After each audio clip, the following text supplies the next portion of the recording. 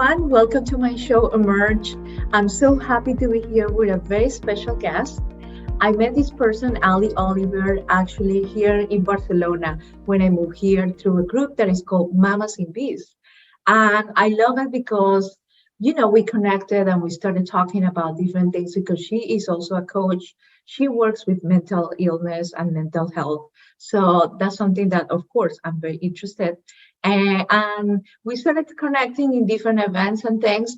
And we just decided to do an interview because there's so much to talk about. We have been chatting in a co-working space here in Barcelona, and we decided to, just give a little more clarity about these things about, for example, imposter syndrome, about your inner child, about self-confidence, all these things that are so important for ourselves as women. So this group Mamas in Biz is a great way to connect. So we did that. And I want to connect with you all in this show and let you know about these things that are so important to talk. And I want you, Ali, to introduce yourself. So why don't you let us know what you do? Thank you. And for that beautiful introduction of all the topics we're going to cover. Such a pleasure to be here with you and get to know you more. So I'm a coach and I work specifically with women, occasionally men, but really dedicated to the journey of women, of regaining their confidence, regaining really their connection back to themselves.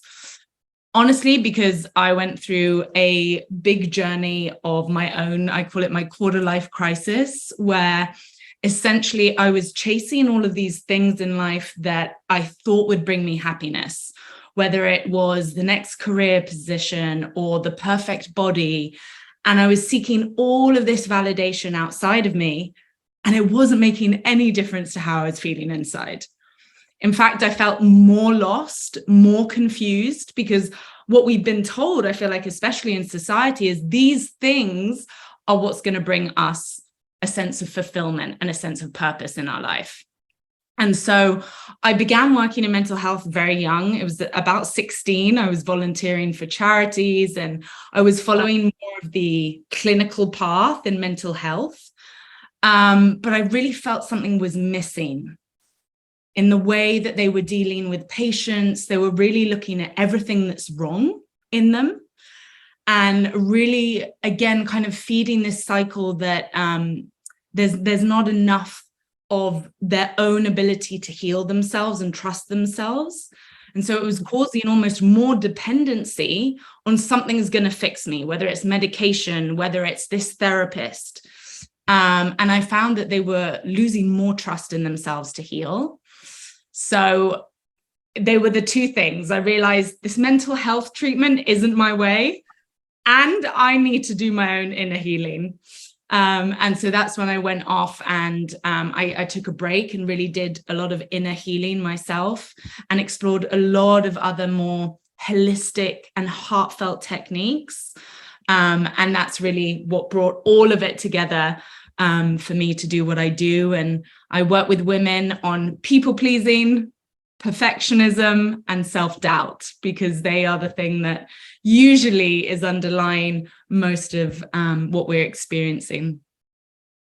That's amazing because you speak about your own journey, because of course I have my own. People know in my show I've been speaking so much about my own journey, and I noticed that when I lost my hearing, I had so many things, that so many symptoms that they came on, besides being deaf, that was my mental health was really suffering in that moment. So I had all these symptoms and things from my body that I didn't recognize at first, because when you're used to being in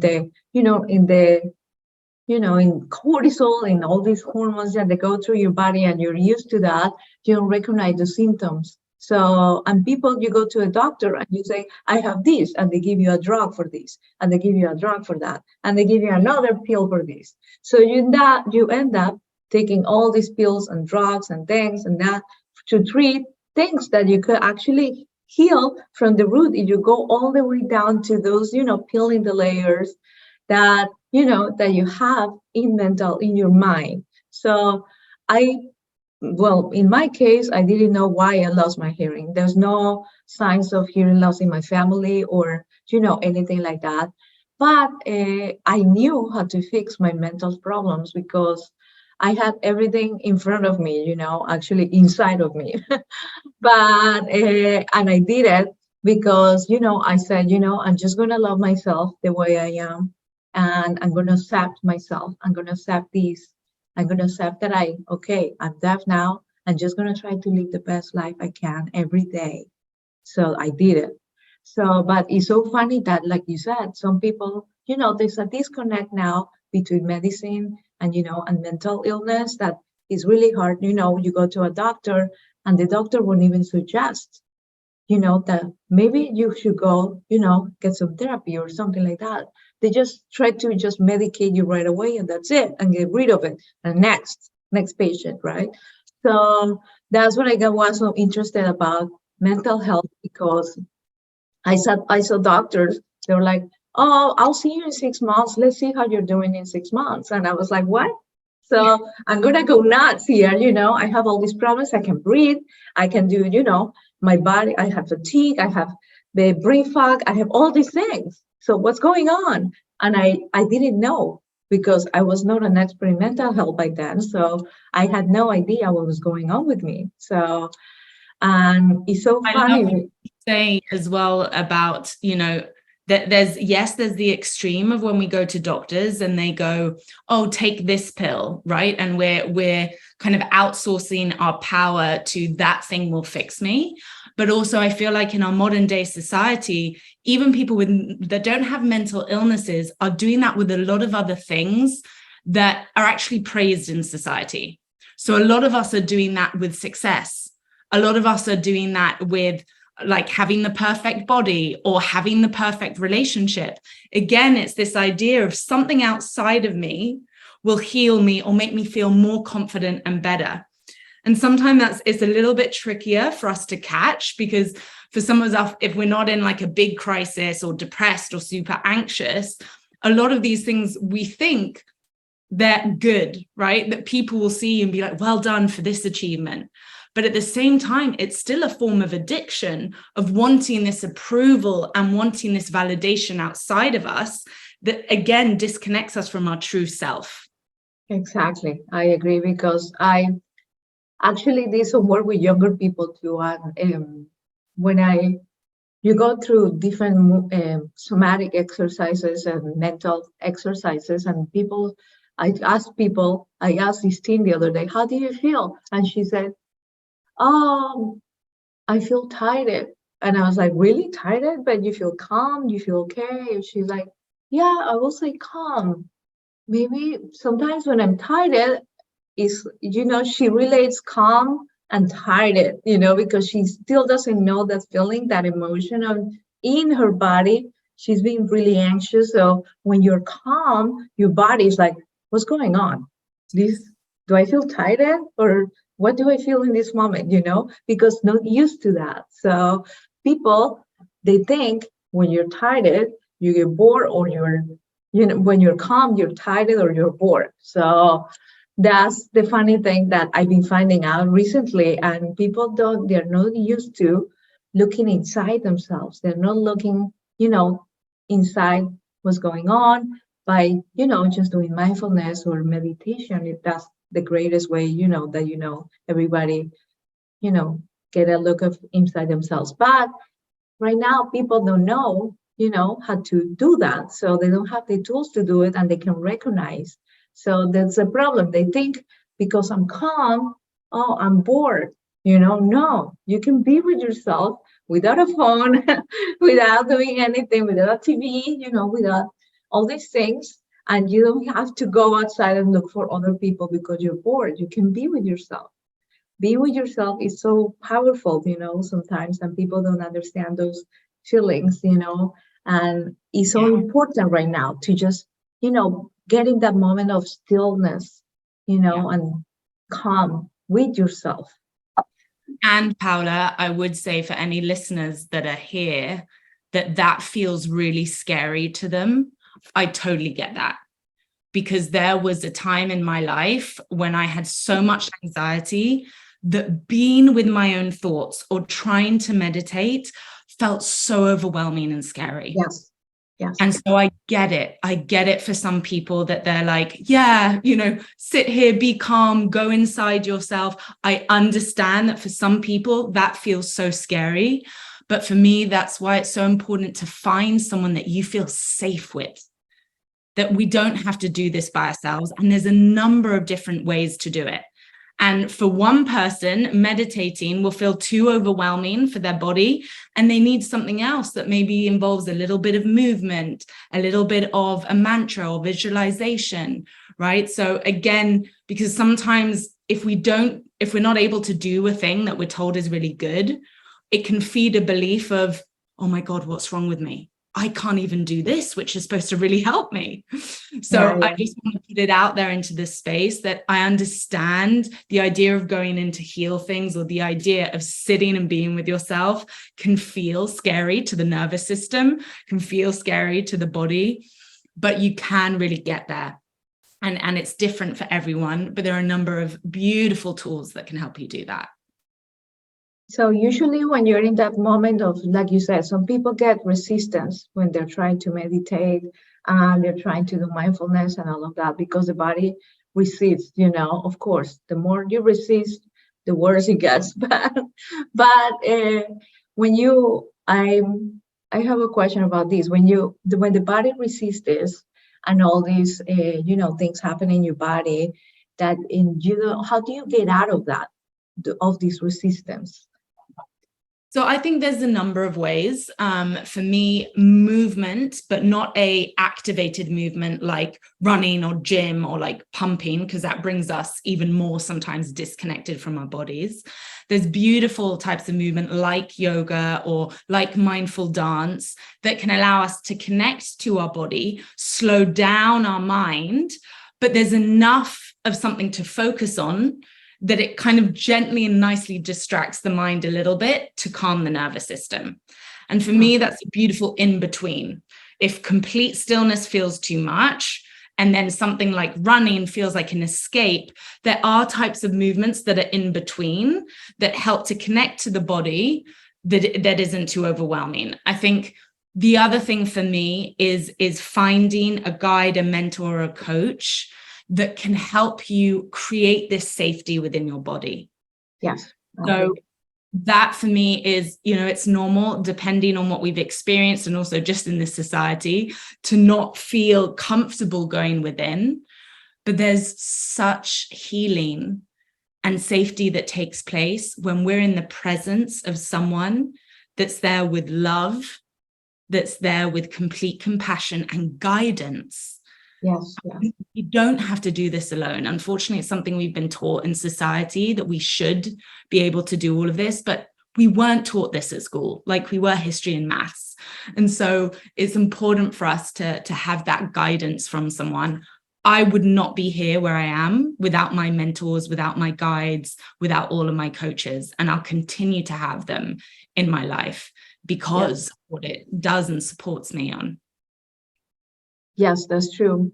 And I want to talk about the inner child, because a lot of people speak about that. And you had a recent chat about that here in Barcelona with some experts. But what does, your inner child, yourself, when you say that you get blocked by these emotions and things, is that maybe because there's some, trauma or some things, that you have to heal with your inner child? How do you access to those emotions with your, of your hidden child, and how do you, overcome this, So. Beautiful question. It's one of my most favorite topics. And it was one of the most transformational tools for me to really gain trust in myself and begin to realize that I was a big source of my own healing. So to explain a little bit about the inner child, the natural essence of an inner child is like a child that we'd see on a street that essentially is free, is very curious, they're very playful, they're super present. And as much as as a mum, right, as well, growing them watching them grow up, they're also actually very good at processing their emotions in some ways.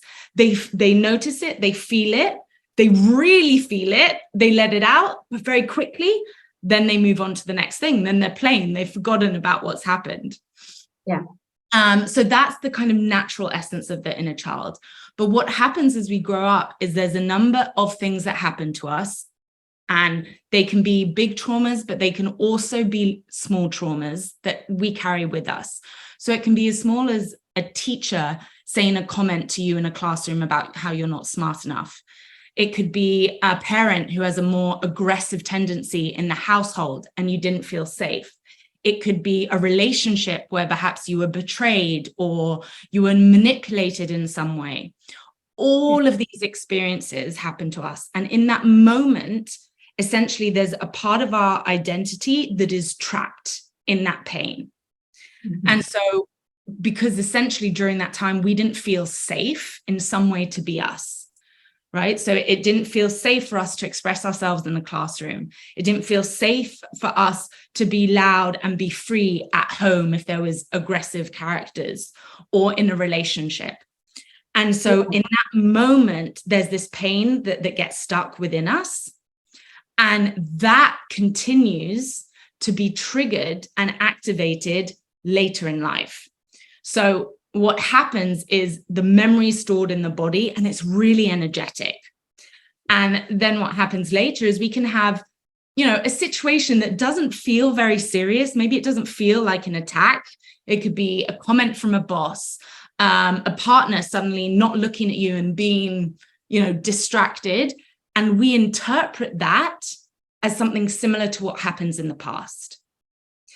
And yes, I know you love the brain. You said your emotions are like energy in the body, like, their emotions are energy in motion. That's what I said normally, because they move to your body and you don't know what to do with them and you don't process those emotions. That's when you said they get stuck and then you get triggered by the same things and repeating the same patterns over and over again, right? And it's incredible because you can usually tell when it's an inner child because the feeling that you have feels quite exaggerated. It feels illogical. And sometimes it feels you're like, I'm having such a big reaction here to something that's actually quite small. And that's usually when it is the inner child. And I know you love neuroscience, so I love understanding as well. It's really important, I find, to understand, again, why this happens and why it continues to happen. But essentially, in that moment of the inner child, whether that happened once or throughout an environment, an extended period of time, we end up believing something about ourselves in some way. I'm not good enough. I'm not lovable. I'm not smart enough, whatever the story is.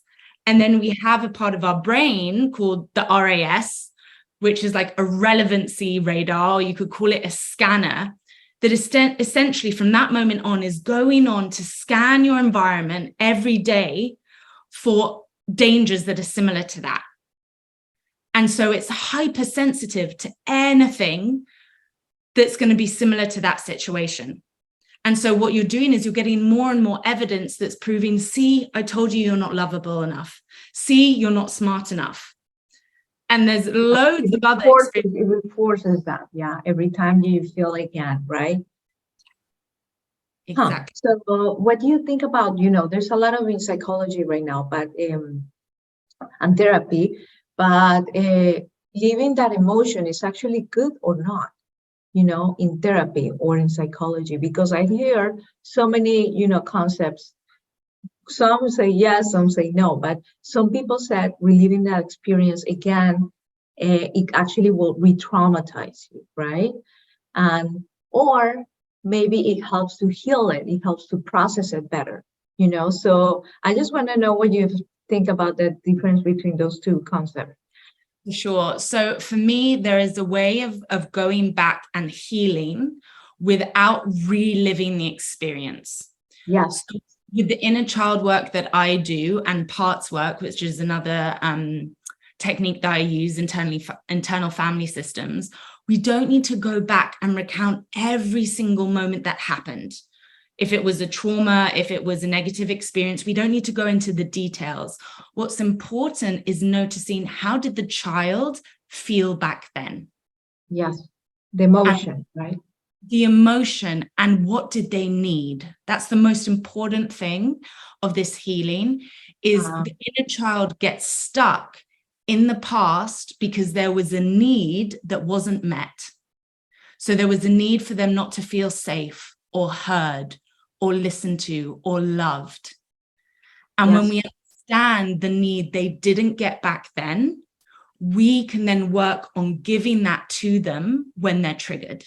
So by giving that need, we're healing the rest without needing to go to the source of the problem, right? Exactly. You don't need to go into the details. Yes, it's about connecting to that inner child that's been hurt, but we don't need to know every minute, every detail. And the beautiful part about that is essentially we become the mother or the father to that little child. So it's called reparenting, because yes. A lot of us, right, as much as our parents did the best that they could, they usually end up making some mistakes. We're all human. And so a beautiful question to ask yourself, if you're curious about this, the inner child, and noticing potentially how it's showing up in your life, is asking yourself, what was a need that wasn't met in your childhood? So potentially from your parents, it could also be from your school as well, or, you know, your friendship group. But what was the need that wasn't met?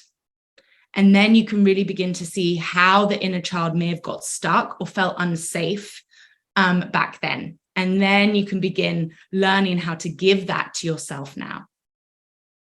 That's so interesting, you know, because there's so many things, you know, going on right now about this subject, you know, that really interests me, of course. But what about, let's change the subject a little bit. What about self-doubt? That comes also from those roots, self-doubting, you know, like not believing in yourself, also comes from the, you know, inner child that is hurt, that is not getting their needs, right? Yeah, absolutely. It can do. It can come from that. It can also come from other events that have happened after childhood, right? I think for me, there was a very strong one that happened around 18, for example, when I quote unquote failed an exam and didn't get an A, I got a B. But for me, that was like, oh my God, and I'm an absolute failure. And you know, there's certain events that can definitely cause this disconnect. I think the other part is that we're not taught to connect to our own intuition and our own sense of what is right for us.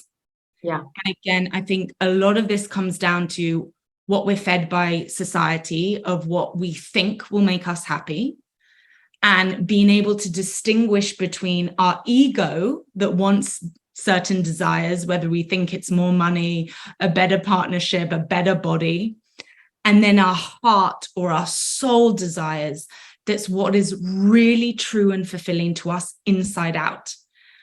And I think because most of us are not connected to this own source of wisdom, we live life trying to get certain things. They don't make us happy. And then we go, now I have even more self-doubt. I thought this job would make me happy. I thought this partner would make me happy. But now I'm feeling more disconnected.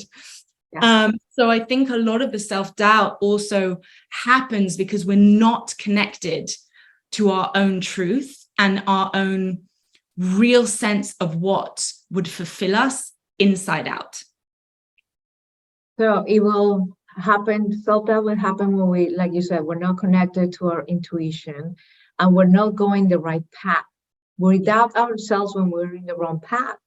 I guess we never doubt ourselves when we're in the right path. So that's a big difference. So, you know, to know if you're really connected to your intuition. If you're doubting yourself, okay, why am I doubting myself in this moment? Is this really the right thing that I need to do or not? You know, just always question yourself. It's actually good for, you know, to know we're really in tune with ourselves, which happened to me when I was in, you know, going through my travel and all of that. when I had this hearing loss and all this, and I was deaf, I felt I was lacking a lot of other things that I was not looking at in that moment. So, and I was like, I've been owing all my life going through this, and this, and I had to reevaluate my priorities in life when I was deaf, because I thought, if I want to create that new person that I'm going to be right now, it needs to be something, that I need to reevaluate my priorities. So when you have a trouble in life or a problem or divorce, illness, whatever it is, you need to really tune in with yourself. And that's a good opportunity to connect with your intuition and your true self, like I did. I was going, like you said, before I lost my hearing, I was like going through all these things, trying to achieving goals. And I wasn't even looking at my inner self, higher self that I had, So I had to go through all this, connection and peeling the layers, like I said before, to know where, the real Paula that I was lost in that moment. And when a problem comes, it actually kind of helps to uncover all these things, you start reevaluating your life. So I think that's a good moment to connect with your intuition. That's what I'm trying to say, because when you have a big problem in life, it really helps you to see, things in a new light, there's a new narrative. So because everything changes you, when you have a problem. Yeah. So, And I think a lot of the time why we're not able to connect to our intuition or our deepest sense of trust is because there's a lot of this from the past that is blocking it. So even, if it's a consistent level of anxiety or a consistent level of being triggered and feeling threatened, it's going to be really hard to connect to that if we're ignoring what was still there, what's still being brought in. And that is one part of the self-doubt for sure. And I think the other part, Paula, that I've come to realize, and I don't know about you, is self-doubt is also part of this lifetime and part of our journey. I still experience self-doubt, but my relationship to self-doubt has completely changed. So before, if I was experiencing self-doubt, I would believe it and I would go, I'm not ready for this. I can't do this. Let me pull back. Let me stop. Or let me overwork and completely disregard everything in my life to make sure this thing happens, either or. But what I've experienced is there's a certain level of self-doubt, and whether we call it self-doubt or imposter syndrome or fear, that happens also when we're at the cusp of growing, when we're at the point before we're expanding into something that is new. Because us as humans, we have the ability to evolve and grow and expand throughout our life. And for me, it's a beautiful part of why we're here. But I recognize every time I do something new that requires more of me, requires more confidence, more trust, more skill, there is a level of self-doubt that I experience.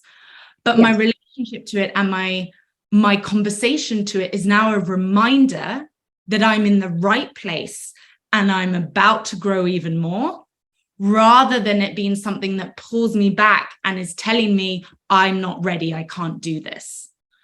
And so there's a beautiful quote, I forget who it's from, that says, our fear screams loudest when we're closest to our magic. That's true, because there's a lot of, being uncomfortable that help us to go through all this process, but our fear and our ego actually keep us small. So it's like a constant fight between those two, but if we overcome that, then we're going to go to the other side of the situation and we're going to feel better. But many people, unfortunately, they get stuck in that process, and they don't go through, like you said, the whole thing, the struggle. Because struggling is hard and it hurts. And that's hard for many people and they don't want to go through that. But, it happens for a reason, because you need to do that to become the person that you really need to be. That person is on the other side waiting for you. And you need to be that person, you need to change. And it's funny because change happens and it's good, of course. But many people think change is bad. And for example, in a relationship, when people change, the relationship has to change too, sometimes. And what happened, for example, to me in my relationship is that when there was change, we didn't know how to handle that. So we decided, everybody has their own road now, and we went the separate ways. But this change is so important because if you're in a relationship, is a constant support of, everyone's changing and there are new, difficulties and changes in their life that is going to make the relationship better, right? And yourself better. So change is really hard for everyone. So what do you think about that, for example, about in a relationship? How do you handle change and those moments of struggle that they're so hard? Yeah, I love that. And it is for sure, I find with all of my clients and myself, one of the biggest struggles is uncertainty. And that's why change is so difficult, because our ego really wants to control. If the easiest way to think that we're like safe in life and we've got things like under control is trying to make things certain. And that happens with our job, that happens with our relationship. But I love the reminder that the only thing that is certain in life is that things are going to change. That's exactly it. That's the one thing that we can know in this lifetime. Yeah. Our cells are going to change, our body's going to change, our relationship's going to change, everything is going to change. I think with regards to that in a relationship, there is a beautiful dance and a unique relationship between security and freedom. Yeah. So we need to have the security that's the trust, it's the foundation of support, of honesty, of transparency, of being there for each other in those moments. And there needs to be this place of freedom where each individual is allowed to have their own space, their own sources of support outside the relationship, and able to explore these parts of themselves.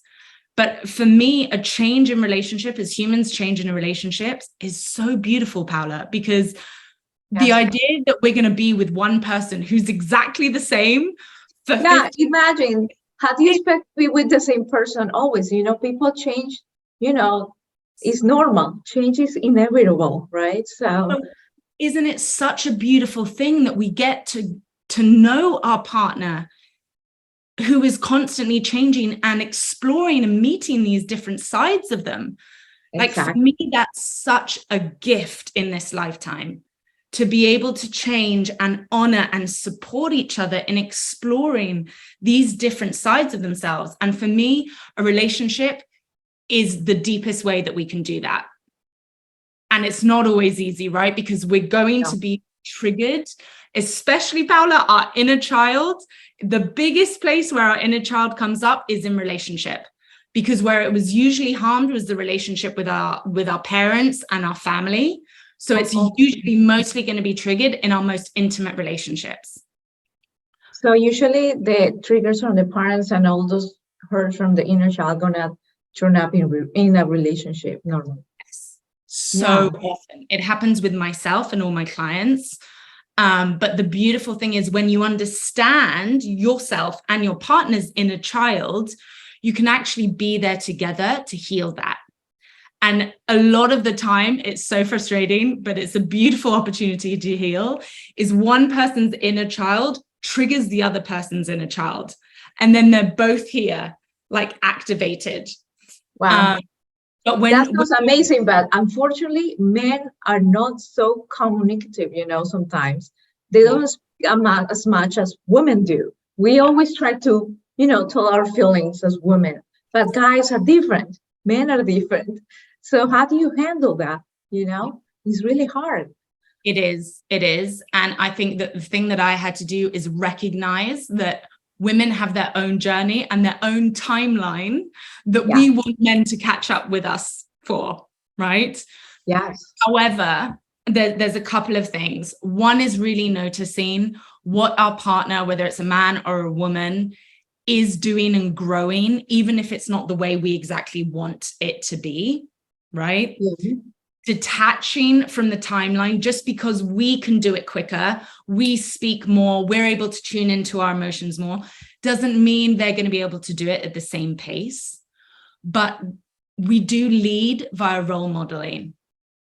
And the more that you are able to embody these different theories and these different techniques, your partner sees the difference and they go, she's doing this better. This is working out for her. She's able to manage her emotions, or she knows her triggers, and you feel the difference in your partner, and that opens up the curiosity to them.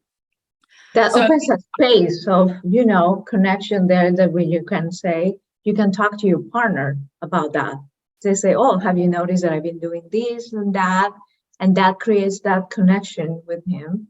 And so he can open up, to that, and right? Being that loving space where you can go, okay, even if you don't know now what you're feeling, come to me when you do, right? So I found there's been a lot of times where, they notice something's happening, but they don't have words to it yet. And for us women, we can find that really difficult because we're like, tell us what's going on. Yes. And so just merely often presenting your observation of what's happening in their body or their emotions and going, I'm noticing you're feeling tense right now, or I'm noticing you're shutting down. I understand if you aren't able to put words to it, you aren't able to explain it yet, but I'm here when you do. And if you do want to explore that together. Yeah, noticing those little details, things about that, from your partner helps, right? Yeah. Exactly. Yeah. That's so interesting because, when you, like I said, many people who have trauma or problems, that they have to heal, they're, like you said, your intuition doesn't work very well, but also you can recognize, you kind of get numb, and you can recognize, things that you're going through yourself. So it might be really hard to recognize it in others too, right? Don't you think? So then there needs to be a healing, of course, first, in order to recognize those things and to help. I think modern day relationships now should be going to therapy first and then going to a relationship. Because then that will help, the whole relationship, and it will help everything. And we're not supposed to be each other's everything. We're not. And there's so much pressure on that, and expectation that is put on that one person, right? Like he or she is the person that I'm going to go to every time I feel upset. He or she is going to be the person that comforts me or soothes me. He or she is the person that's going to make me feel sexy and confident. There is so much expectation put on one person that no wonder these relationships end up falling apart. And so for me, it is so important that we have these buckets of support and resources outside our relationship. Exactly. I agree with you. That's very important because people, like you said before, they rely on outside things, and one of them is your partner. But that actually, should not happen because, that can affect also your partner to being relying too much on him because he feels, the relationship is not equal, in many ways. So I think you should have your outside resources, like you said, buckets, things that you can do so you don't have to rely so much on your partner. There needs to be a balance in all relationships, right? Not only love, but, work, friendship, anything, right? Because when there's too much on one side, like you're relying too much on your partner, then it's like this, the balance goes off. So there needs to be, a balance on those things. That's very interesting. So and it's even interesting. I mean, there's so much we could go into, but the inner child can even show up on us choosing relationships that aren't healthy for us, choosing relationships that aren't really the person that we deeply, deeply connect to and crave underneath the pain and wounds. A lot of us choose our partners based on what we did or didn't get growing up. Exactly. And that's why, again, it's so important to heal that, so that when we come into partnership with someone, we're really sure we're doing this from a place of desire, of love and connection, rather than comfort and security and safety. So I know for myself, because of an aggressive character growing up when I was younger, my beginning relationships, I just needed safety. I needed comfort. So it wasn't necessarily me choosing from a place of beautiful, I mean, it was love and all of the good things. It was a lovely relationship, but it was more of a friendship because I needed safety and comfort. Right. And so it's really interesting to notice when people are finding themselves in relationships that aren't fulfilling or that are unhealthy. A lot of the time, it's also because the inner child is there and choosing them, rather than the fully empowered woman who gets to choose from a place of freedom and choice. Yeah, exactly. Again, the inner child comes in in the middle of that. That's so true, because when we pick our partners, we pick based on, outside things usually. We should pick our partners based on, what's gonna make us feel better, as humans and spiritually too, because I think right now relationships change so much with, the internet and apps out there, that is everything is so superficial. So it's really hard to, pick the right person, not based on that, because everything out there is like swipe right. So how do you do it? It's really hard. Even friendship, nowadays too, it's really hard to get because of that.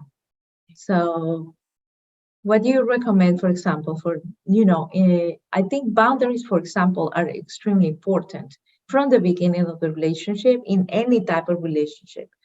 I did find that boundaries actually help me so much in life, with my family, with my partner, with work, with everything in life. So I think probably that's one of the things that really helped me the most, to also, after healing myself, to keep myself in a safe space that I want to be, and not being like, going around, with all these crazy relationships. So they know what I expect from them. And I know, that I created those boundaries to be, in that safe space with everyone. So what do you think about boundaries, Ali? Of course, I want to know your opinion on that. Absolutely. Boundaries are really important. And for me, there's two types of boundaries, and often we forget one of them. And for me, it's the most important. So there are the boundaries that we have with other people that we express verbally, right? Whether that's with our family, and there are certain conversations that we don't want to have, or certain ways we don't want to be treated. But then, Paula, there are the boundaries with ourselves. And for me, this is a part that we don't look into and we don't honor enough, because the truth is we can set boundaries, but not everyone's going to follow them. There are people that are going to cross the boundary. There are people that are going to ignore them. And the most important boundary is the boundary you hold with yourself. So if someone treats you that way, if someone says that thing to you, then what is your boundary with yourself? What are you committed to for you? And this can happen, right, in big moments, in arguments, in relationships.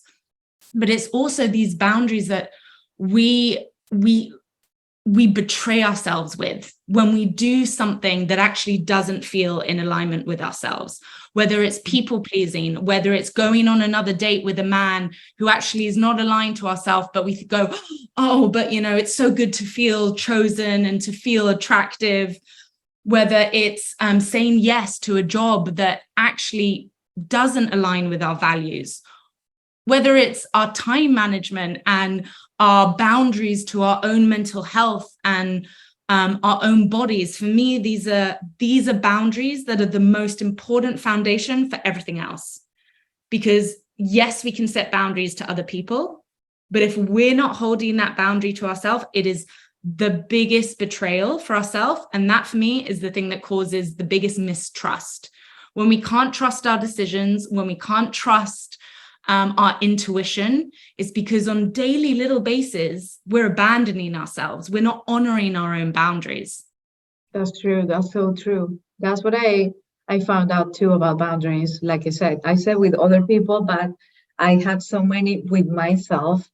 And not only just like rewiring your brain takes a lot of that, because when you rewire your brain, you're kind of setting limits and saying, hey, I'm not going to do this. I'm not going to think about that.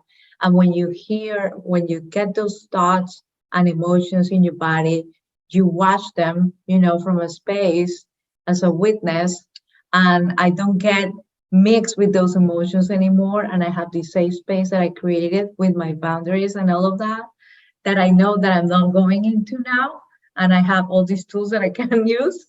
But I think boundaries with yourself, that's one of the biggest things that, yeah, definitely you should do.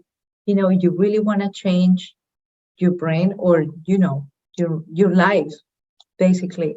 That's extremely important.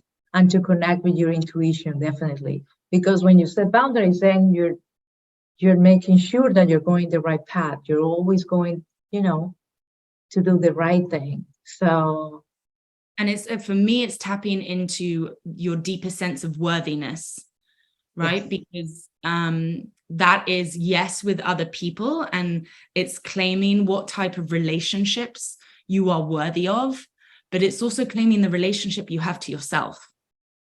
If you can't honor those boundaries and that level of care and commitment to yourself, that's going to be a reflection to the type of relationships that show up for you. And for sure, it's the biggest struggle with people who are people pleasers, because they feel like if they set a boundary, they're not going to be liked. They're not going to be worthy. And so there's a lot of people that have gained their worth and their identity from being productive, producing, whether it's at work, or being the people pleaser and the nurturer and the savior to other people.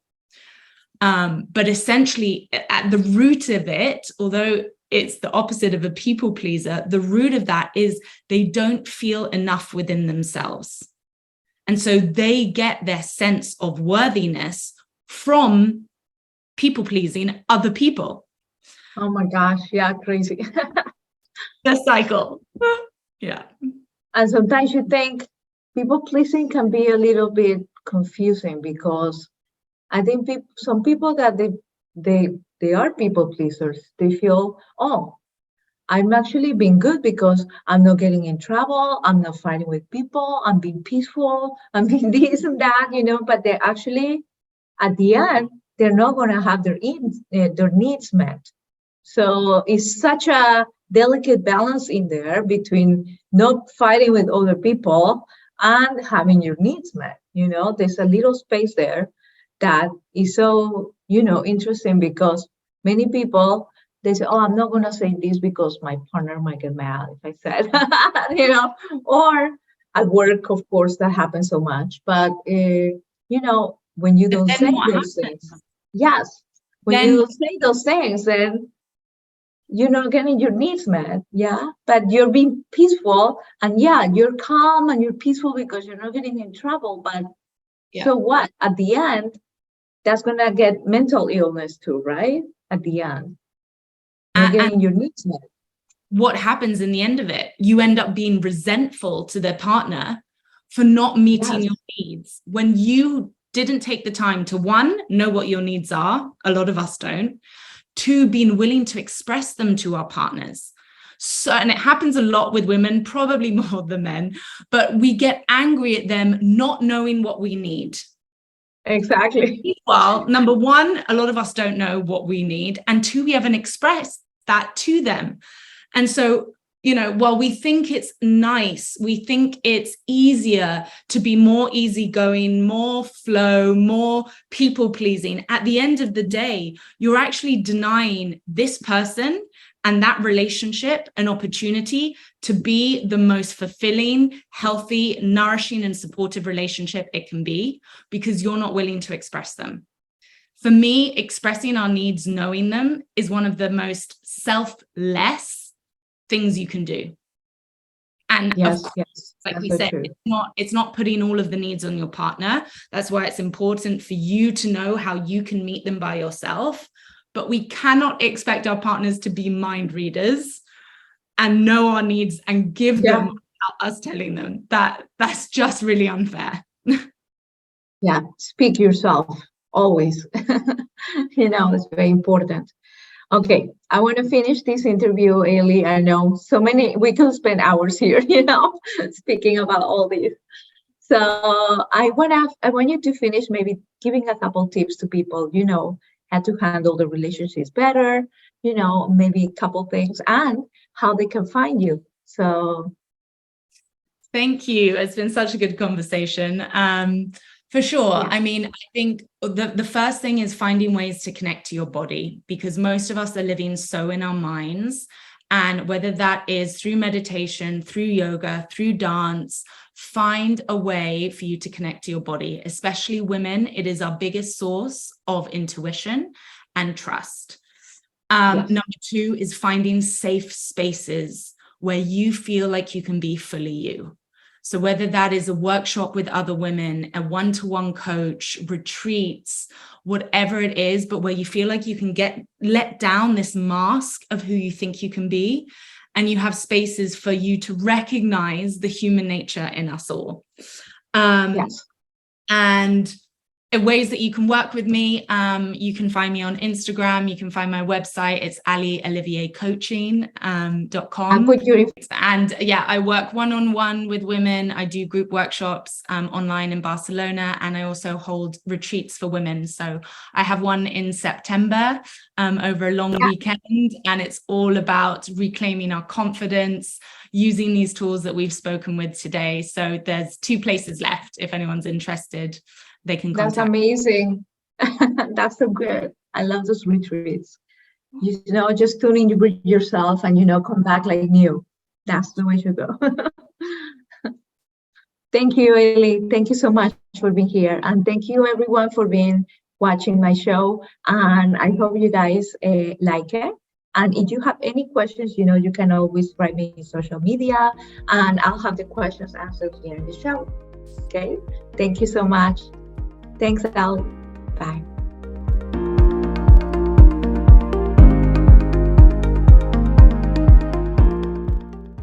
It's so sad that many of us can recognize the signs of our bodies when we are being stressed.